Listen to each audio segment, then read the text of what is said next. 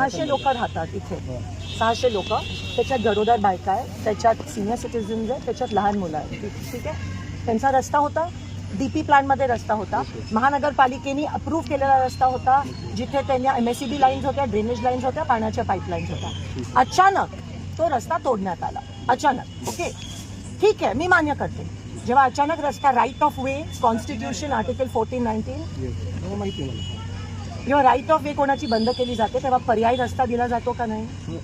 ठीक आहे, महापालिकेच्या ऐका ना, जातो का नाही? ठीक आहे, डोक्यावरून पाणी गेलं, अजूनही पर्याय रस्ता नाही. खड्ड्यातून करत होते, बाहेर येत होते. आता ते पण ब्लॉक केलं. आता जसे तुम्ही आलात तसं रात्री त्या माईला लेबर पेन सुरू झाले तर तिला असं जावं लागणार आहे. बरोबर आहे.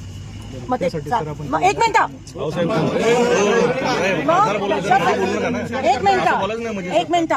देशासाठी इतके दिवस जर पर्यायी रस्ता मागतायत तर तो दिला गेला पाहिजे का नाही?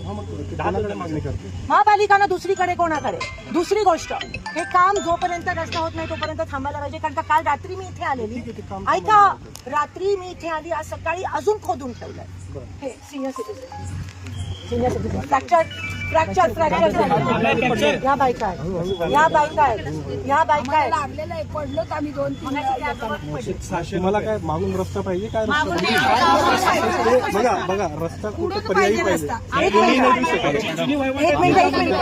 एक मिनिट.